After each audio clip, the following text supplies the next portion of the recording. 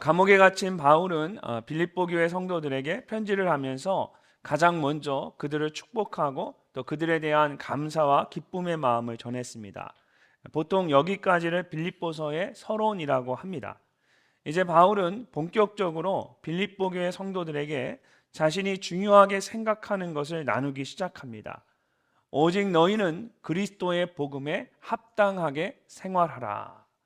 가장 먼저 바울은 복음에 합당하게 생활하라고 말합니다.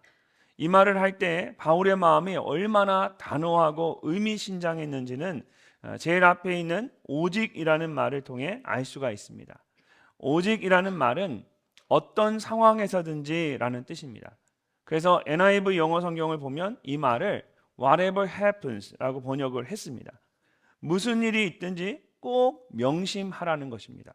무엇을 말하는 것일까요? 그것은 복음에 합당하게 생활하라는 것입니다. 오늘 함께 읽은 본문 말씀 전체를 잘 이해하려면 여러분 먼저 이 복음에 합당하게 생활하라는 바울의 말이 무엇을 의미하는지를 잘 이해해야 합니다. 헬라어로 폴리튜마이라는 동사인데 이 단어의 명사형이 폴리튜마입니다. 그리고 여기서 나온 영어 단어가 politics, 정치입니다. 그래서 합당하게 생활하라는 말은 그냥 일반적으로 사는 것을 말하는 것이 아니라 한 나라의 시민으로서 합당하게 살아가는 것을 뜻합니다. 각 나라마다 그것만의 생활 방식이나 질서가 있습니다. 제가 20년이 넘게 미국에서 살다가 한국에 왔는데 처음에 적응하는데 굉장히 힘이 들었습니다. 생활 방식이나 질서가 서로 많이 달랐기 때문입니다. 그러니까 여러분은 쭉 여기서 사셨으니까 다 똑같은 것 같고 아무 문제 없으시지만 저는 미국에서 20년을 넘게 살다가 한국 오니까 미국과 한국이 너무 다른 거예요. 예를 들어서 차를 운전할 때에 교통신호를 잘 따라야 하는데 처음에는 잘 몰라서 제가 본의 아니게 실수를 여러 번 했습니다. 미국은 사거리에서 좌회전이나 유턴 신호가 따로 없으면 이제 파란불이 켜졌을 때 그냥 좌회전을 하거나 유턴을 하면 됩니다. 그래서 한국에 와서도 제가 파란불이 켜진 것을 보고 사거리에서 그냥 좌회전을 했습니다. 어떻게 됐을까요? 반대쪽에 있는 차선에 있는 차들이 막 빵빵 거리고 난리가 났습니다. 막 깜짝 놀라서. 처음에는 사람들이 왜 놀라는지 제가 전혀 몰랐습니다. 왜 저 사람이 왜 그러지? 그리고 그냥 쑥 갔어요. 근데 조금 지나서 좌회전 신호가 있구나. 그걸 알게 되었습니다. 그리고 유턴 사인도 있는 곳에서만 유턴할 수 있다라는 것을 알게 되었어요. 그러니까 미국은 사인이 없으면 유턴도 되고 좌회전도 되는 거예요. 근데 한국은 사인이 있는 곳에서만 좌회전해야 되고 유턴해야 되는 거예요. 사인이 없다는 얘기는 좌회전 신호가 있다 기다리라는 뜻이고 유턴 사인이 없는 건 유턴하지 말라는 뜻이잖아요. 근데 너무 이게 완전히 서로 반대로 되어 있는 겁니다. 그래서 제가 지금은 한국의 신호체계에 잘 맞춰서 안전하게 운전을 하고 있으니까 염려하지 않으셔도 됩니다. 이처럼 여러분 합당하게 생활하라는 것은 그 나라의 방식이나 질서에 맞춰서 그곳의 시민답게 행동하라는 뜻입니다. 근데 바울이 그냥 이렇게만 말하지 않고 그 앞에 그리스도의 복음에라는 말을 덧붙였습니다. 이 말은 로마 시민이나 한국 시민답게 행동하라는 것이 아니라 그리스도의 복음에 합당하게, 즉 구원받은 하나님 나라의 천국 시민으로서 합당하게 생활하라는 뜻입니다. 예수 그리스도의 복음을 듣고 구원을 받은 사람들은 모두 천국 시민입니다. 비록 이 땅에서 살아가고 있지만 이 세상의 방식이나 질서가 아니라 그리스도의 복음에 합당한 삶을 살아가야 합니다. 그럴 때에 우리에게 참된 기쁨이 있습니다. 그렇다면 그리스도의 복음에 합당하게 살아가는 것은 구체적으로 어떤 것일까요? 가장 먼저 복음에 합당하게 살아가는 것은 우리 모두가 복음을 위해서 한 마음으로 서서 한 뜻으로 협력하는 것입니다. 자, 27절 말씀을 우리 함께 읽어보도록 하겠습니다. 오직 너희는 그리스도의 복음에 합당하게 생활하라. 이는 내가 너희에게 가보나 떠나 있으나 너희가 한 마음으로 서서 한 뜻으로 복음의 신앙을 위하여 협력하는 것과. 아멘. 제가 지난주에 말씀을 다 준비해 놓고 오늘 본문 말씀을 더 깊이 이렇게 묵상하고 준비하다 보니까 주시는 은혜가 있어서 여러분 설교 요약과 조금 다를 겁니다. 집중해서 잘 들으셔야 됩니다. 여러분 혹시 글래디에이터라는 그런 영화를 보신 적이 있으십니까? 바울이 살았던 그 시대와 비슷한 시기인 이 로마 제국 시대를 배경으로 하는 영화입니다. 이 영화의 주인공은 로마 군대를 이끄는 막시무스라는 장군입니다.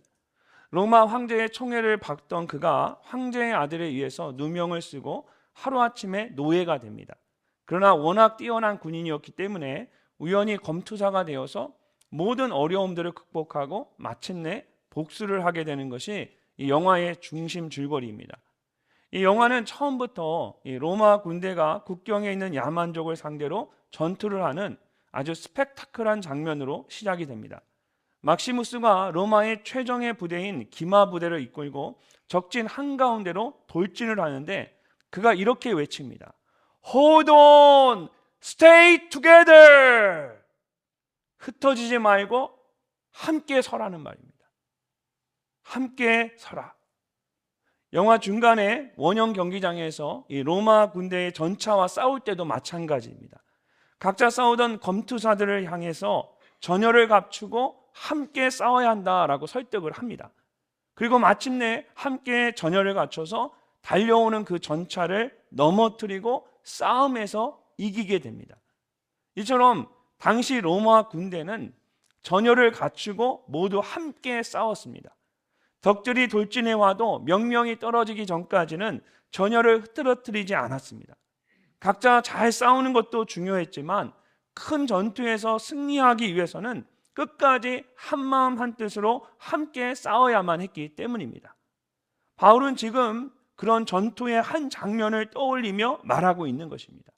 그래서 한마음으로 서서라고 할 때에 서서라는 말이 당시에 주로 로마 군인들이 사용했던 표현입니다. 적들이 공격해 올 때 모두가 한마음으로 굳게 서서 함께 자리를 지켜내는 것을 의미합니다. 한뜻으로 협력하는 것을 말할 때에도 바울이 비슷한 의미의 단어를 사용했습니다. 쉰 아틀레오라는 헬라어 동사인데 이 쉰은 함께라는 뜻이고 아틀레오는 경기하다, 싸우다라는 뜻입니다. 영어로 운동선수를 뜻하는 애슬레트라는 단어가 이 헬라어 단어에서 나왔습니다. 그래서 두 단어를 합쳐서 그대로 번역을 하면 함께 경기하다, 함께 싸우다입니다. 당시에 로마 군인들은 훈련의 일환으로 레슬링 경기를 하곤 했습니다. 그런데 개인전으로 그냥 1대1로 하는 것이 아니라 팀을 나눠서 팀 대항전으로 했습니다. 모두가 동그란 원 안에 들어가서 경기를 하는데 상대팀을 모두 원 밖으로 내보내는 팀이 이기는 겁니다. 그렇기 때문에 각자 따로 싸우면 절대로 상대팀을 이길 수가 없습니다. 팀원들이 모두 힘을 합쳐서 함께 싸워야 합니다. 그래야만 이길 수가 있습니다. 바울이 말한 한 뜻으로 협력하는 것이 바로 이런 의미입니다. 사랑하는 성도 여러분, 매일의 삶 속에서 복음에 합당하게 살아간다라는 것은 이처럼 영적인 싸움을 싸워나가는 것과 같습니다. 그래서 예수님께서도 제자들을 세상으로 보내시면서 보라 내가 너희를 보냄이 양을 이리 가운데 보냄과 같도다라고 말씀하셨습니다. 우리가 살아가고 있는 이 세상은 모두가 환영받는 잔치집과 같은 곳이 아닙니다. 오히려 대적 마귀가 우는 사자와 같이 두루다니며 삼킬자를 찾고 있는 영적인 전쟁터와 같습니다. 순한 양과 같은 우리가 이런 악한 세상을 이길 수 있는 방법이 무엇이겠습니까? 바울이 말하고 있는 것처럼 한마음 한뜻으로 하나가 되는 것입니다. 그래야만 악한 세상을 이기고 복음에 합당한 삶을 살아갈 수가 있습니다. 그렇다면 서로 다른 우리가 어떻게 한마음 한뜻이 될 수 있을까요? 이런 말씀을 보면 바울은 한마음 한뜻으로 함께 서서 협력하라고 하면서 복음의 신앙을 위하여라고 말합니다. 우리 모두를 한마음 한뜻으로 하나가 되게 하는 중요한 구심점이 있는데 그것이 바로 복음의 신앙을 위하여라는 것입니다. 당시에 정말 한마음 한뜻이 될 수 없는 사람들이 있었다면 그것은 유대인과 이방인이었을 것입니다. 사실 바울과 빌립보 교회 성도들이 그랬습니다. 바울은 유대인이었고 빌립보 교회 성도들은 대부분 이방인이었습니다. 그리고 그들 가운데는 자주색 옥감 장소도 있었고 귀신 들렸던 여종도 있었습니다. 또한 감옥의 간수였던 로마 군인도 있었습니다. 이렇게 절대로 한마음 한뜻이 될 수 없었던 그들이 어떻게 하나가 될 수 있었을까요? 우리가 계속해서 빌립보서 말씀을 통해 보고 있는 것처럼 그들이 모두 복음을 위한 일에 함께 참여했기 때문입니다. 인종이나 문화나 신분과 상관없이 그들은 모두 복음 안에서 하나가 될 수 있었습니다. 이처럼 복음 안에는 모두를 하나 되게 하는 놀라운 능력이 있습니다. 실제로 로마서 1장 16절을 보면 바울이 이렇게 선포합니다. 내가 복음을 부끄러워하지 아니하노니 이 복음은 모든 믿는 자에게 구원을 주시는 하나님의 능력이 됩니다. 먼저는 유대인에게요, 그리고 헬라인에게로다. 바울이 담대하게 말하고 있는 것처럼 이 복음 안에는 유대인이든 이방인이든 모든 사람들을 구원할 수 있는 하나님의 능력이 있습니다. 그래서 복음 안에서 구원받은 사람들은 모두 한마음 한뜻으로 하나가 될 수 있는 것입니다. 사랑하는 성도 여러분, 하나님을 대적하는 악한 세상 속에서 천국 시민답게 복음에 합당하게 살아간다는 것은 영적인 싸움을 싸우는 것과 같습니다. 끝까지 싸워서 승리하려면 우리가 한마음 한뜻으로 하나가 되어야 합니다. 그리고 그것은 오직 복음 안에서만 이루어질 수 있습니다. 여러분의 가정이, 내 남편과 아내의 관계가, 부모와 자녀의 관계가 천국 시민답게 복음에 합당한 삶을 살아가기를 원하십니까? 그렇다면 여러분 안에 그리스도의 복음을 더욱 분명히 하십시오. 그럴 때에 복음 안에서 한마음 한뜻으로 하나가 될 수 있습니다. 그렇게 복음에 합당한 삶을 살아가는 여러분이 되시기를 주님의 이름으로 축복합니다. 우리가 복음에 합당하게 살아가기 위해서 한마음 한뜻으로 함께 서서 협력하는 것도 중요하지만 그것만으로는 부족합니다. 복음에 합당하게 살아가기 위해서는 또한 대적하는 자들을 두려워하지 않아야 합니다. 자, 28절 말씀을 우리 함께 읽어보도록 하겠습니다. 무슨 일에든지 대적하는 자들 때문에 두려워하지 아니하는 이 일을 듣고자 함이라. 이것이 그들에게는 멸망의 증거요 너희에게는 구원의 증거니 이는 하나님께로부터 난 것이라. 아멘. 자, 빌립보 교회 성도들이 그저 로마 시민으로서 로마의 법과 질서를 따라 살아가려고만 한다면 그들에게는 아무런 어려움이 없을 것입니다.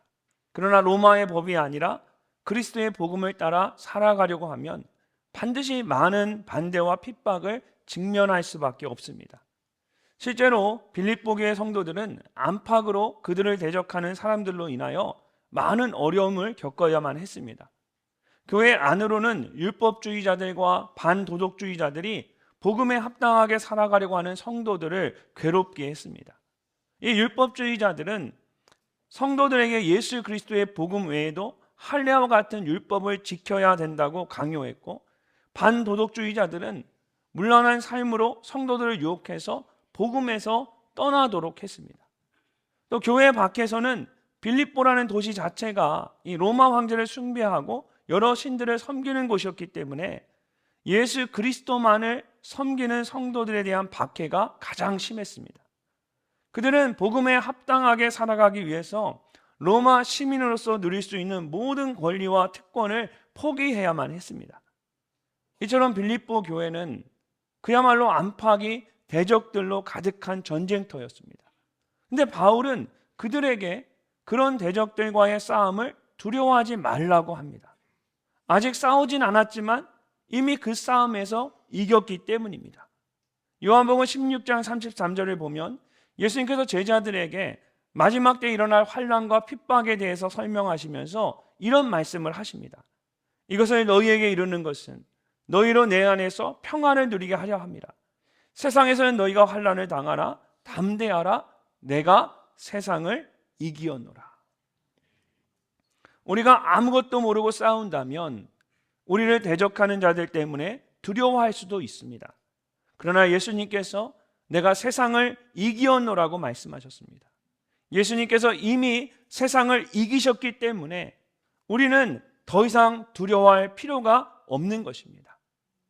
사랑하는 성도 여러분, 우리를 향해 달려오는 사단은 두려워해야 하는 대상이 아니라 대적해야 하는 대상입니다.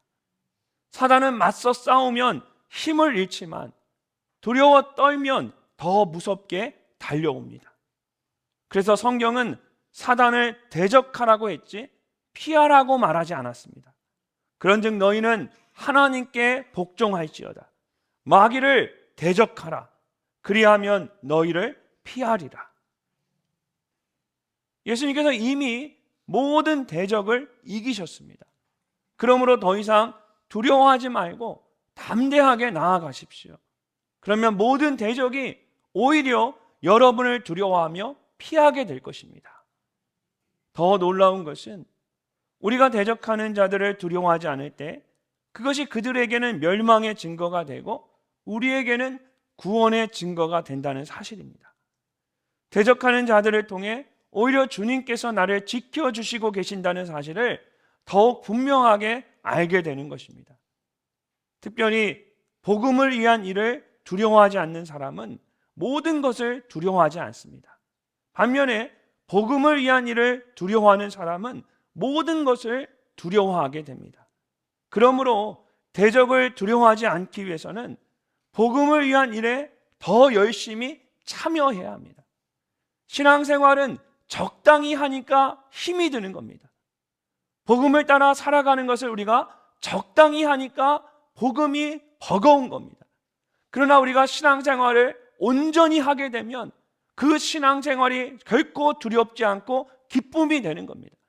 우리가 복음을 적당히 살아가지 않고 온전히 살아가면 그 복음이 내게 기쁨이 되고 능력이 되는 것입니다. 여러분, 실제로 누군가를 전도하거나 복음을 전하는 일을 해보면 전하기 전까지는 여러 가지 염려와 두려움으로 망설이게 됩니다. 그러나 막상 복음을 전해보면 망설일 필요가 없었다는 것을 알게 됩니다. 오히려 좀 더 적극적으로 복음을 전할 걸 그랬다는 아쉬움을 갖게 됩니다. 사랑하는 성도 여러분, 천국 시민답게 대적을 두려워하지 마십시오. 오히려 복음을 위한 일에 더 열심히 참여하십시오. 복음이 능력이 되어 여러분의 마음을 지켜줄 것입니다. 복음 안에서 담대한 여러분이 되시기를 주님의 이름으로 축복합니다. 마지막으로 복음에 합당하게 살아가기 위해서는 고난도 은혜임을 알아야 합니다. 29절 말씀을 함께 읽어보겠습니다. 그리스도를 위하여 너희에게 은혜를 주신 것은 다만 그를 믿을 뿐 아니라 또한 그를 위하여 고난도 받게 하려 하심이라. 아멘. 이 말씀을 보면 뭔가 좀 이상합니다. 그럼 바울이 그리스도를 위하여 그를 위하여 이렇게 똑같은 표현을 한 문장 안에서 두 번이나 반복해서 말하고 있습니다. 다만 처음에는 은혜를 주신 것은 이라고 말하고 뒤에는 고난도 받게 하려 하심이라고 말합니다. 그래서 제가 이 말씀을 읽다가 그 앞에 은혜라는 말에 고난이라는 말을 넣어서 읽어봤습니다. 그리스도를 위하여 너희에게 고난을 주신 것은 그를 위하여 고난도 받게 하려 하십니다. 문맥의 흐름상 전혀 이상하지 않았습니다. 오히려 바울이 말하는 은혜가 사실은 고난이라는 것을 알 수가 있었습니다. 지난 주일에 빌립보서 1장 7절 말씀을 가지고 고난에 대한 바울의 생각을 함께 나눈 적이 있었습니다. 감옥에 갇힌 바울이 빌립보 교회 성도들에게 이렇게 말했습니다. 나의 매임과 복음을 변명함과 확정함에 너희가 다 나와 함께 은혜에 참여한 자가 됨이라. 매임이나 변명함이나 확정함은 모두 고난을 말하는 것입니다. 근데 바울은 너희가 다 나와 함께 고난에 참여한 자가 됨이라고 말하지 않고 오히려 다 나와 함께 은혜에 참여한 자가 됨이라고 말합니다. 바울에게 있어서 고난은 곧 은혜였던 것입니다. 근데 아무 고난이나 다 은혜라고 말하는 것은 아닙니다. 복음을 변명함과 확정함이라고 말하는 것처럼 복음을 위한 고난을 말하는 것입니다. 오늘 본문에서도 그리스도를 위하여 너희에게 은혜를 주신 것은 이라고 말하고 있습니다. 그리스도를 위하여 받는 고난은 은혜와 같다라고 하는 것입니다. 여러분, 우리가 천국 시민으로서 복음에 합당하게 살아가기 위해서는 은혜가 무엇인지를 잘 알아야 합니다.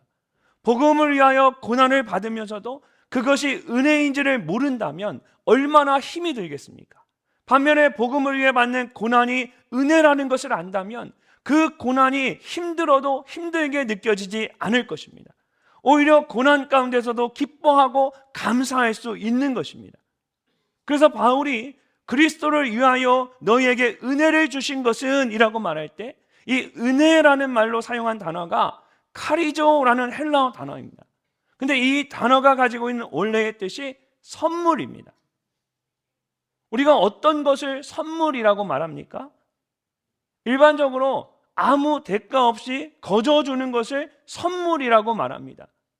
너희는 그 은혜에 의하여 믿음으로 말미암아 구원을 받았으니 이것은 너희에게서 난 것이 아니요 하나님의 선물이라. 행위에서 난 것이 아니니 이는 누구든지 자랑하지 못하게 하려 함이라. 우리 모두는 은혜로 구원을 받은 사람들입니다. 우리가 무엇을 잘해서가 아니라 하나님께서 선물로 우리에게 주셨습니다.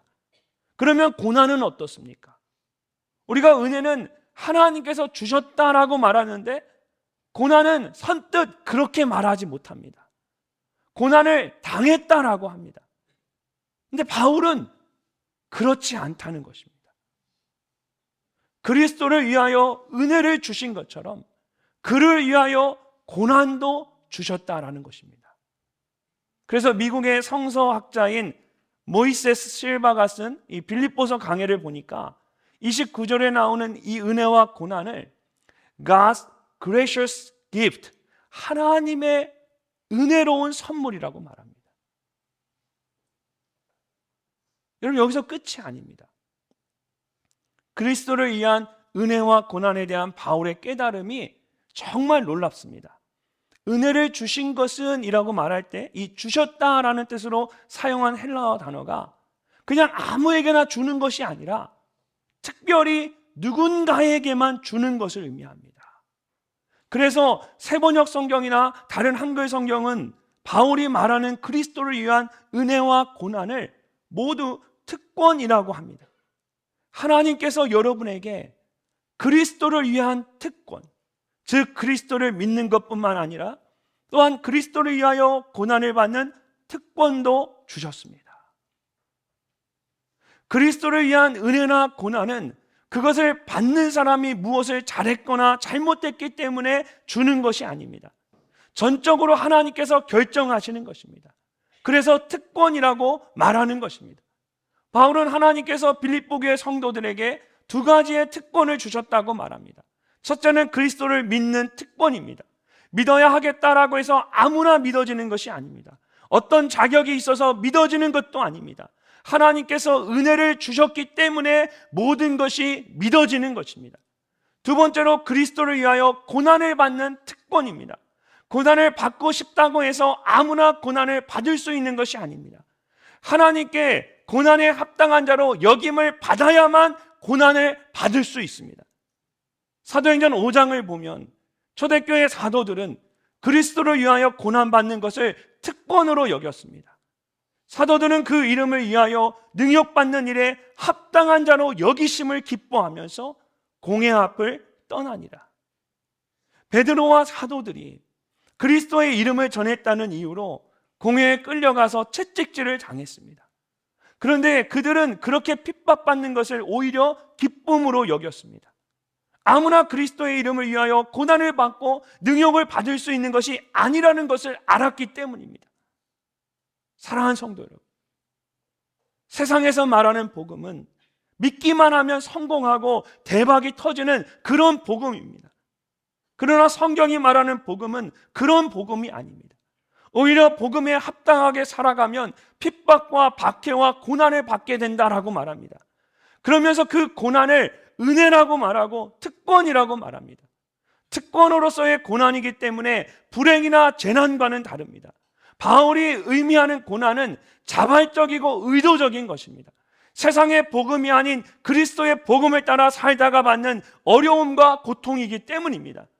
원한다면 충분히 피할 수 있는 것들이지만 복음에 합당하게 살아가기 위해서 기꺼이 감당하는 고난이기 때문입니다. 무엇보다 바울이 그리스도를 위한 고난을 은혜와 특권으로 여기는 가장 큰 이유는 이런 고난을 통하여 우리가 십자가에 못 박히신 예수님과 온전히 연합할 수 있기 때문입니다. 빌립보서 3장 10절을 보면 바울이 이렇게 고백합니다.